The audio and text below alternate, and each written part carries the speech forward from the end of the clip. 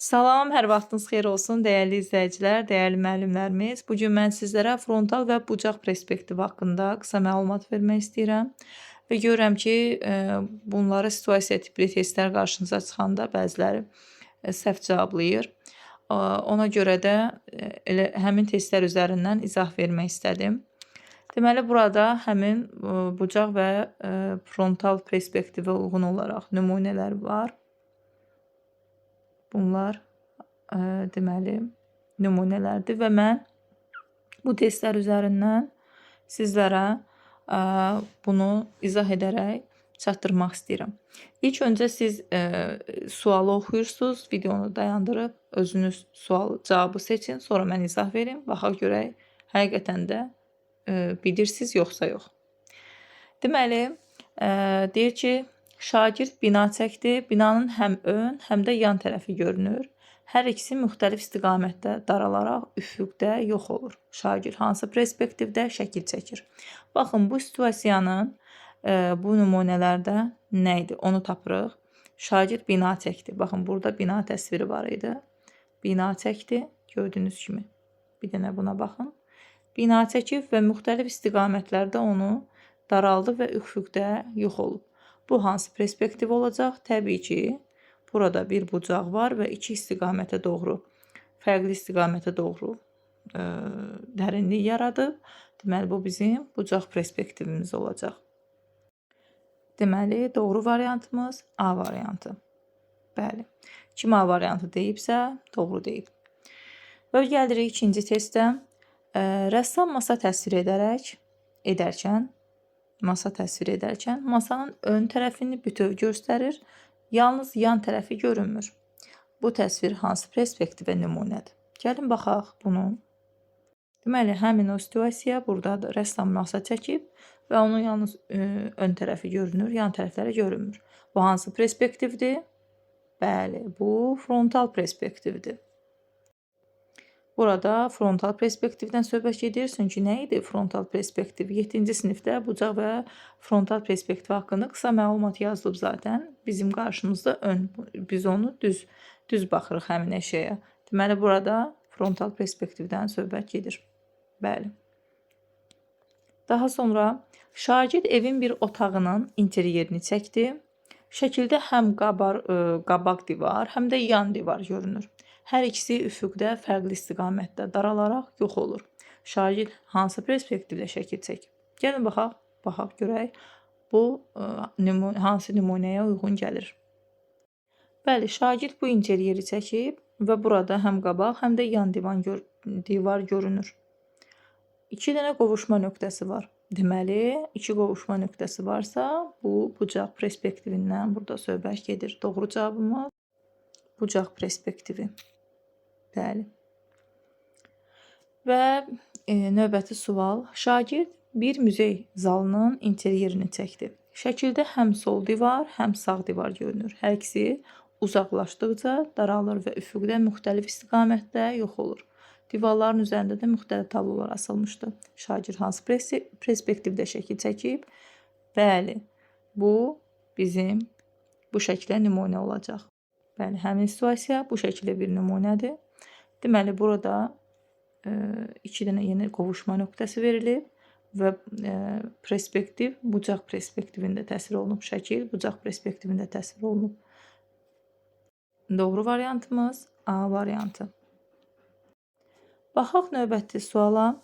Şagird otağın interyerini çəkərkən divarların, döşəmənin və tavanın bütün xətlərini ortada bir istiqamətə yönəldib. Çəkiliş zamanı mebel və əşyaların hamısı qarşı divara paralel düzülüb. Şagird hansı perspektivdə şəkil çəkib? Bəli, baxaq görək bu hansı şəklə nümunədir. Bəli, deməli, bütün əşyalar sadəcə bir nöqtəyə doğru çəkilib. Gördüyünüz kimi burada bir nöqtə var. Bu frontal perspektivin bir qovuşma nöqtəsi olduğunu aydın göstərir sizə. Deməli, nə oldu? Frontal perspektiv oldu. Yəni, qısaca olaraq bizim 7-ci sinif kitabında da bildirilib ki, frontal perspektiv 1, bucaq perspektivin 2 qovuşma nöqtəsi var. Deməli, burada cavab frontal perspektiv olacaq. Bəli, cavab B variantı.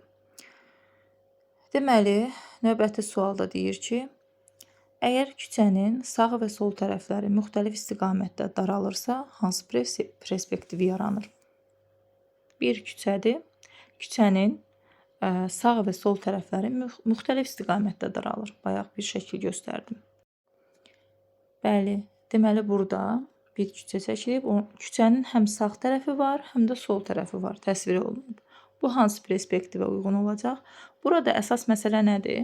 Burada əsas məsələ ki, qovuşma nöqtəsinin olmasıdır və burada özünüz görürsünüz və bucağı. Baxın, gördünüz də bucaq. Deməli, burada bucaq perspektivindən söhbət gedir. Bu qədər sadə.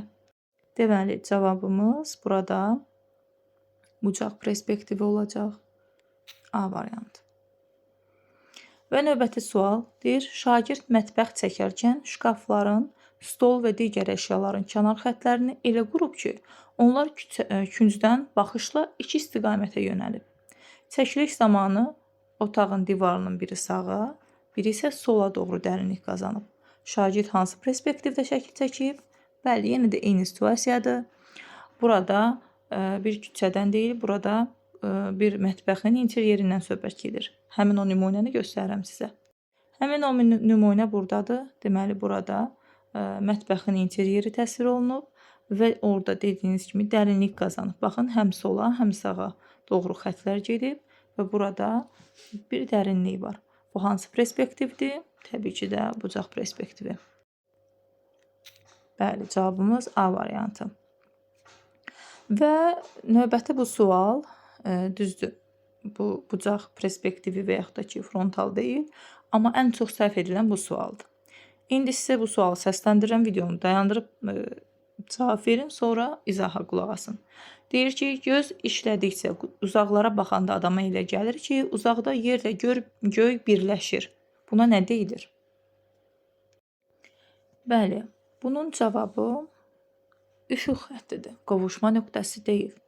Baxın, sizə bir nümunə göstərim. Burada üfüq xətti görürsünüz ki, göz səviyyəsində yerləşir, tam ortada. Burada da həmçinin. Və uzaqlara baxanda bizə elə gəlir ki, yerlə göy birləşir. Həmin bu xətt, baxın, bu üfüq xəttidir. Xəyali düz xətt idi, düzdürmü? Üfüq xətti müşahidəçinin göz səviyyəsində yerləşən xəyali düz xətt idi. Və burada uzaqlara baxanda bizə elə gəlir ki, yerlə göy birləşir. Bu da olacaq üfüq xətti. Amma təəssüflər olsun ki, bəzi müəllimlər bunu qovuşma nöqtəsi ilə səhv salır. Qovuşma nöqtəsi bizdən uzaqlaşan paralel xəttlərin təxmini birləşmə nöqtəsidir. Burada ümumiyyətlə qovuşma nöqtəsi yoxdur. Yəni bu təsvirlərdə qovuşma nöqtəsi yoxdur. Bizdən uzaqlaşan paralel xəttlər yoxdur çünki. Deməli, burada üfüq xəttindən söhbət gedir. Doğru cavabımız üfüq xətti olacaq. Növbəti sual, şagird masa təsvir edərkən həm ön, həm də yan tərəfləri göstərmiş, xətləri isə iki müxtəlif istiqamətdə uzaqlaşaraq dərinlik yaratmışdır. Deməli, burada şagird hansı perspektivdə şəkil çəkir? Masanı təsvir edib, ön, həm də yan tərəfləri göstərib, xətlərdə iki müxtəlif istiqamətdə doğru uzadıb. Deməli, burada hansı nümunəni göstərir sizə? Deməli, burada bu nümunədir və şagird bu cür şəkil çəkib. Masanın önünü göstərib, yan tərəflərini göstərib. Burada təbii ki də bucaq perspektivindən söhbət gedir. Bəli, doğru variantımız bucaq perspektivi. Və nəhayət sonuncu sual, şagird mətbəx otağını çəkərkən stol, şkaf və digər əşyaların bütün kənar xətlərini düz olaraq bir istiqamətə yönəldib. Divar və tavan xətləri bir mərkəzə toplaşaraq dərinliyi düz qarşıdan göstərib. Şagird hansı perspektivə şəkil çəkib? Bəli, bayaqları bunun bucaq perspektivini oxuduq, amma indi burada frontal perspektivdən söhbət gedir. Baxın, burada da bir mətbəxdir və mətbəxi elə qurub ki, burada bir istiqamətə doğru yönəlib bütün əşyalar. Deməli, burada söhbət frontal perspektivdən gedir. Doğru cavabımız frontal perspektiv. Məncə, hər kəsə aydın oldu. Bucaq nədir, frontal nədir, üfüq xətti və qovuşma nöqtəsi nədir? Çox sadə, düşünürəm ki, hər kəs tərəfindən başa düşüldü. Əlavə nəsə sualınız olsa, kommentlərə mütləq şəkildə yazın. Növbəti hansı belə deyim də, mövzuların, çətinlik yaradılan mövzuların izahını istəyirsinizsə, yazın mütləq şəkildə kommentlərdə. İnşallah növbəti videolarda görüşərik.